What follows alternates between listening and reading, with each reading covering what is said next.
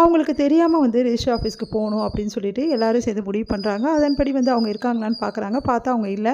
அவங்க இல்லை அப்படி சொல்லிட்டு வராங்க யமுனா. அவங்க இல்லாமல் எங்கே போகிறாங்க, ஏதாவது சாப்பிட போயிருப்பாங்க அப்படின்னு சொல்லிட்டு 2 பேரும் யோசிக்கிறாங்க எல்லாருமே சேர்ந்து. சரி இப்போ என்ன பண்ணுறது அப்படின்னோடனே, நாளைக்கு காலையில் வந்து எப்படியாவது வந்து நான் வந்து வாங்கிடுறேன். அந்த டைமுக்கு நம்ம வந்து நேரம் வாங்கணும்னா அந்த டைமுக்கு நம்ம போயிடணும். சரியா அத்தை அப்படி சொன்னோன்னே, சரி தம்பி என்னோடனே நான் டோக்கன் வாங்குறதுக்கு ஏற்பாடு பண்ணுறேன் அப்படி சொல்லிட்டு சொல்கிறாரு விஜய். கரெக்டாக போயிடுவோமா, அவங்களுக்கு தெரியாமல் போனால் தான் நம்ம ரிஜிஸ்ட்ரேஷன் நடக்கும், இல்லைனா அவங்க வந்துட்டாங்கன்னா பெரிய பிரச்சனை ஆகிடும் அப்படின்னோடனே, எந்த பிரச்சனை வந்தாலும் பார்த்துக்கலாம் தம்பி, போய் தானே ஆகணும், நம்ம இந்த ரிஜிஸ்ட்ரேஷன் பண்ணாமல் விடவே கூடாது அப்படின்றாங்க. இங்கே வந்து சாரதா வந்து மனசை கஷ்டப்பட்டு அழுதுட்டுருக்காங்க. அவங்க அத்தைக்கிட்ட வந்து பேசுகிறாங்க.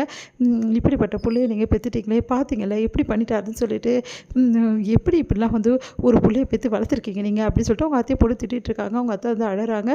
பாட்டி இப்போ எதுக்கு திட்டுற, அவங்க என்ன பண்ணுவாங்க அப்படின்னு சொல்லிட்டு எல்லாரும் சமாதானப்படுத்துகிறாங்க சாரதாவை. காவேரி வந்து நடந்ததெல்லாம் நினச்சி வந்து மனசு கஷ்டப்பட்டு அப்படியே கலங்கி நிற்கிறாங்க. அப்போ விஜய் வந்து, என்ன காவேரி என்ன யோசிச்சுட்டு இருக்கேன்னொன்னே, உண்மையிலேயே நாளைக்கு ரிஜிஸ்ட்ரேஷன் நடக்குமாங்க அப்படின்னு சொல்லிட்டு கேட்குறாங்க.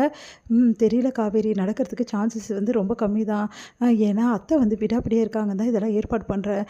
என்னங்க சொல்கிறீங்க? ஆமாம் காவேரி, இவங்க இந்த அளவு வந்து வந்திருக்காங்கன்னா காரணம் இல்லாமல் இருக்காது. ஏன்னா கரெக்டாக நம்ம ரிஜிஸ்ட்ரேஷன் டைமில் வந்திருக்காங்க அப்படின்னா என்ன அர்த்தம், இவங்களுக்கு யாரோ ஒருத்தவங்க உதவி பண்ணுறாங்கன்னு தான் அர்த்தம் அப்படின்னோடனே, நீங்கள் என்ன சொல்கிறீங்க? சரி பார்க்கலாம், நான் ஒரு கெஸ் வச்சுருக்கேன், அது உண்மையாக என்னென்னு தெரியல, நீங்கள் என்னென்னு சொல்லுங்கங்க அப்படின்னோடனே, இல்லை யாரோ உதவி பண்ணுறதால தானே இவங்க இந்தளவு போயிருக்காங்க, நாளைக்கு கூட நம்ம ரிஜிஸ்ட்ரேஷன் வந்து பண்ணும்போது கண்டிப்பாக யாராவது சொல்லிவிடலாம், அதனாலேயே இவங்க ரிஜிஸ்ட்ரேஷனுக்கு வர வாய்ப்பு இருக்குது, அங்கே ஏதோ பிரச்சனை பண்ணவும் வாய்ப்பு இருக்குது. பிரச்சனை பண்ணால் என்ன பண்ணுறதுங்க, வேறு வழி இல்லை, சமாளித்து தான் ஆகணும். அத்தை சொல்லிட்டாங்கல்ல கண்டிப்பாக ரிஜிஸ்ட்ரேஷன் ஆகணும்னு சொல்லிட்டு, அதனால் ரிஜிஸ்ட்ரேஷன் பண்ணுறதுக்கு எல்லா ஏற்பாடும் நான் பண்ணிட்டேன் அப்படின்றாங்க. அது கேட்டுட்டு, என் அப்பா இந்த மாதிரிலாம் பண்ணியிருப்பா, நீங்கள் நம்புறீங்களாங்க அப்படின்னோடனே, எனக்கு தெரியலையே காவேரி, ஏன்னா உன் அப்பா பற்றி உனக்கு தானே தெரியும், உங்கள் உங்கள் உங்கள் உங்க வந்து அம்மாவே வந்து இதை பற்றி என்ன பண்ணுறதுன்னு தெரியாமல் முழிக்கிறாங்க, அவர் இப்படி பண்ணிட்டாருன்னு கவலைப்படுறாங்க. எனக்கு ஒன்றும் சொல்ல தெரியல காவேரி, ஆனால் ஒரு விஷயம் மட்டும் சொல்கிறேன், அவங்க எடுத்துகிட்டு வந்த ஃபோட்டோஸ்லாம் உண்மைன்னு வந்து நிவின் சொல்கிறாரு. நிவின் சொன்னால் அது கரெக்டாக தான் இருக்கும், ஏன்னா அவன் அந்த ஃபீல்டு தானே இருக்கார், எனக்கும் அதுதாங்க இடிக்குது. அவங்க வந்து இந்த மாதிரி வந்து தப்பாக வந்து யோசனை பண்ணிவிட்டு இந்த மாதிரி வந்து என் அப்பா வச்சு விளையாடுறாங்களோன்னு கூட நான் நினச்சேன். ஆனால் அந்த ஃபோட்டோஸ் உண்மையாக இருக்கிறதால தான் எனக்கு ஒன்றுமே புரியலைங்க. ஆனால் ஒரு விஷயம் மட்டும் நான் நம்புகிறேங்க, என் அப்பா தப்பு பண்ணியிருக்க மாட்டார், நான் நம்புகிறேன்.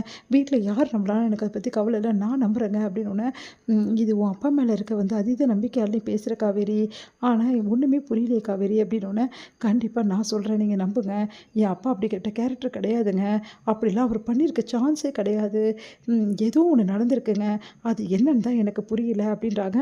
சரி காவேரி, எதுவாக இருந்தாலும் பார்த்துக்கலாம், முதல்ல ரிஜிஸ்ட்ரேஷன் மாற்ற சொன்ன மாதிரி முடிச்சிடுவோம் சரியா அப்படின்னோடனே, நீ தூங்குறியா? இல்லைங்க நான் அம்மா கூட போய் படுத்துக்கிறேன், அவங்க ஒரு மாதிரி இருக்காங்க, எனக்கு மனசே சரியில்லைங்க அப்படின்னோடனே, சரி அப்படி சொல்கிறாரு.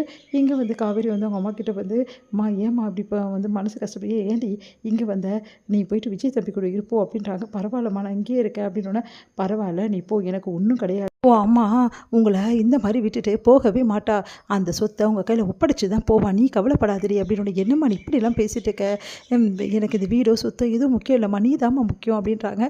இங்கே பாருடி, எனக்கு இந்த வீடு ரொம்ப முக்கியம்டி, இந்த வீடு உங்களுக்கு தாண்டி சேரணும், அடுத்தவங்களுக்கு வாரி கொடுக்க நான் தயாராக இல்லடி அப்படின்றாங்க. மா நீ ரொம்ப டென்ஷனாக இருக்கம்மா, சொன்னால் கேளுமா அப்படின்றாங்க. பரவாயில்ல காவேரி, பாட்டி தான் இருக்காங்கல்ல, நான் பார்த்துக்கிறேன் நீ போ அப்படின்னோடனே, பாட்டி அழுதுட்டு இருக்காங்க. பாட்டி நீ ஏன் பாட்டி அழுகுற, அந்த பையன் இப்படி பண்ணிட்டானே, என் வயிற்றில் போகிறது பையன், அதை நினச்சி தாம்மா அழுதுட்டுருக்கேன் அப்படின்றாங்க. பாட்டி அழாதீங்க பாட்டி, சொன்னால் கேளுங்க, இங்கே பாரு காவேரி, ரொம்ப நேரம் முழிச்சிட்ருக்காத, நாளைக்கு காலையில் சீக்கிரமாகவே எழுந்து நம்ம கிளம்பிடுவோம், ஏன்னா நம்ம கிளம்பிட்டா இவங்க எங்கேன்னு தேடிட்டு அப்புறம் விட்டுருவாங்கல்ல அப்படின்னோடனே, சரிம்மா அப்படின்றாங்க. சரி நேரத்தோடு போய் படுப்போம் அப்படின்னு சொல்லிட்டு அனுப்பி வைக்கிறாங்க. இங்கே காவேரி மனசு இல்லாமல் அவங்க அம்மா விட்டுட்டு போகிறாங்க. காவேரிக்கு வந்து ஒன்றுமே புரியாமல் யோசிச்சுட்டே வராங்க. என்ன காவேரி உன் அம்மாவோட படுக்க போகிறேன்னு சொன்னி இங்கே வந்திருக்கேன்னொன்னே, இல்லைங்க அது சின்ன ரூமில் இடம் இல்லை, அம்மா வேற என்னை இங்கே படுக்க சொல்லிட்டாங்க அப்படின்றாங்க. சரி காவேரி, அத்தை இப்போ எப்படி இருக்காங்க? ரொம்ப வந்து ஒரு மாதிரி மனசு குழப்பத்தோடு தாங்க இருக்காங்க, அவங்களால இந்த விஷயத்தை தாங்கிக்கவே முடியல, பாட்டியாலையும் தாங்க முடியல, அவங்க 2 பேரும் பார்க்கும்போது எனக்கு ரொம்ப மனசு கஷ்டமாக இருக்குங்க அப்படின்றாங்க. எல்லாம் சரியாயிடும் காவேரி அப்படின்னு சொல்லி எல்லாரும் கிளம்பிட்டிங்களான்றாங்க. சாரதா கிளம்பிட்டோம் அப்படின்னோடனே, சரிடி சீக்கிரமாக எழுந்து நம்ம கிளம்பிடுறது தான் கரெக்ட் அப்படின்னு சொல்லிட்டு எல்லாருமே ரிஜிஸ்ட்ரேஷன் ஆஃபீஸ்க்கு போயிடுறாங்க. அத்தை இன்னும் டைம் இருக்காது, நான் பரவாயில்ல தம்பி சீக்கிரமாக வந்தது தான் நல்லது, அவங்க வராமல் இருக்கணும்ல அப்படின்னு காத்துட்ருக்காங்க. பார்த்தா அவங்களும் வந்து அந்த குடும்பமும் வராங்க. அதிர்ச்சி அடைகிறார் விஜய்.